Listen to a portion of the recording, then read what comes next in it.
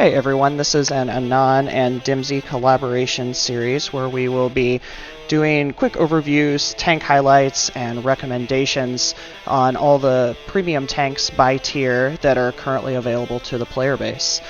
We're going to start with Tier 4, which we currently have 4 tanks available in. They represent quite a wide variety of tanks, a lot of different gameplay style. They aren't necessarily great to be grinding a ton of credits with, being low tier. They're all slower credit earners, but all are quite a bit fun to drive and provide with a lot of opportunities to kind of relax and hone some of your skills at these lower tiers. First up, we have the German Pzb2 Heavy tank. This tank is well known for its extremely strong armor and very adequate mobility as well. The B2 has the added advantage of preferential matchmaking, which means it won't see any tanks at a higher tier than itself. Those equal and lower tier tanks are going to have a hard time penning the armor of this tank, especially when angled or kept in motion. Definitely don't sleep on the mobility of this tank. While it lacks high top speeds, it actually has extremely good traverse speed that'll allow it to circle many tank destroyers and also heavy tanks alike. It's also really great for keeping that armor angled and teaching good angling techniques. The gun is very fast firing, which will allow you to eat away at the hit points of enemy tanks. It does struggle at times with penetration, so don't be afraid to keep the APCR loaded. Being a premium low tier tank, it's not going to cost you a lot of credits. Playstyle in this tank is very simple and straightforward.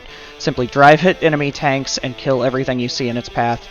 Make sure to keep that armor angled and your tank in motion, and it's going to be able to eat through most tanks that it sees without much difficulty. This tank is very forgiving, so if you're new to the game, it can be a great choice for you if it's available at the time. This is a limited premium tank, which means it's not always available in the shop, but does seem to go on sale quite often, so grab it if you have the opportunity. Even after thousands of battles as a seasoned player, or whether you're new to the game, this tank is a lot of fun and a great choice to go out and relax and just kill some red enemies.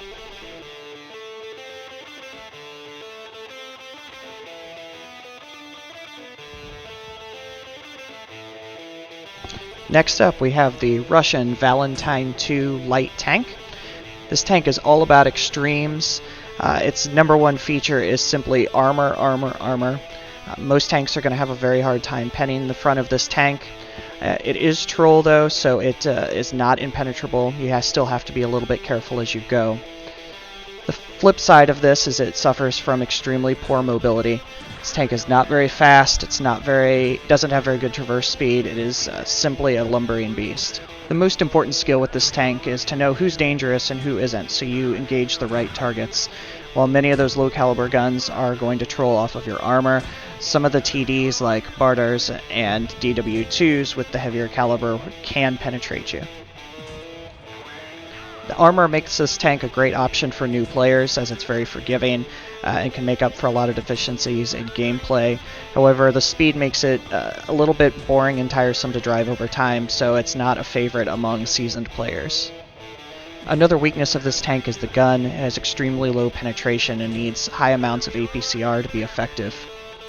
AP is only useful on extremely lightly armored tanks, so you're not going to earn a lot of credits with the APCR use. Playstyle of this tank is very simple. It's a very good brawler and will be very effective against equal and low tier tanks. You probably need to stay around base because it lacks the speed to catch up if the red team starts to capture base and you're not near it. Buy this tank if you're a collector or you just want to go out and troll some red tanks. Otherwise, it might be best to start with another tank. There are other Tier 4 premiums that we discuss have a little bit more versatility and staying power in your garage.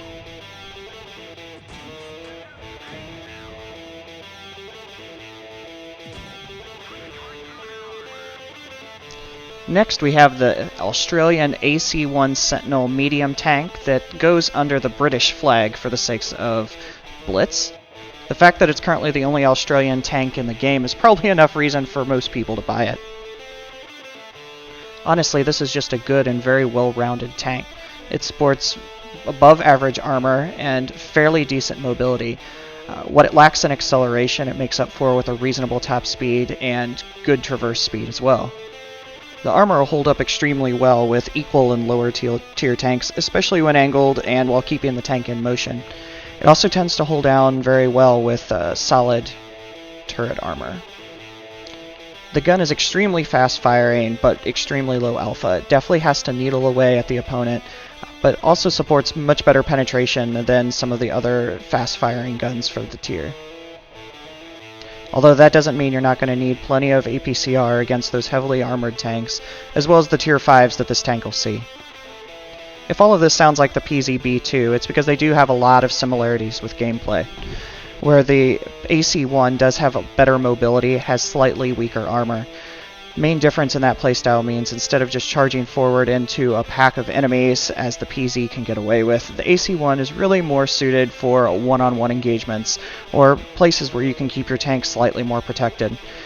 The mobility and the gun handling certainly make up for it though. With all of these first three tanks, it's important to have an understanding about who can pen you and who can't. Something like the Martyr 2 is an easy target, but is a gun that can decimate your hit points, whereas some of the low-tier autoloaders also struggle with penetration and are going to have a hard time with your armor. The versatility of the AC1 makes it extremely fun and easy to play for pretty much anybody.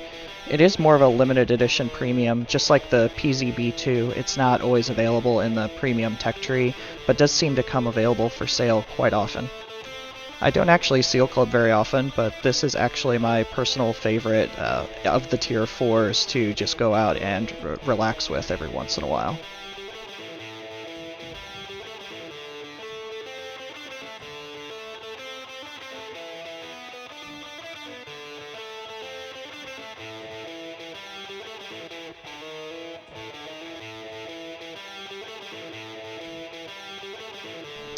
And finally, we have the Russian A32 Medium tank.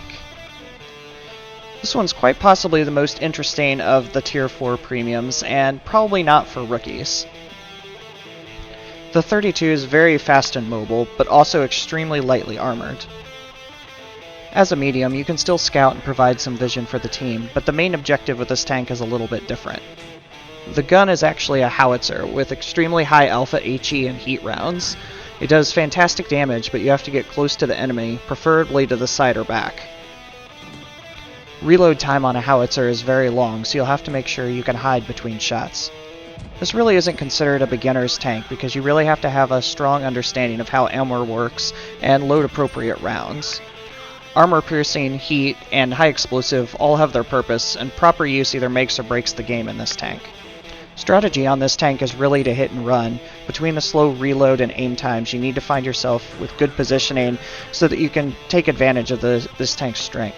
While fun to play, this tank takes a good base of map awareness and knowledge, and an understanding of game mechanics. The A32 is a great tank to sharpen your close combat skills, spotting abilities, and to earn some credits because HE rounds are extremely cheap. Once you get the hang of it, this tank can be a lot of fun to play around with, especially with those derp qualities of it. It's definitely more on the extreme rare side for tanks. It doesn't come up for sale very often, so if it's something you want to pick up at some point, you'll just have to keep your eye out and get it when it's available.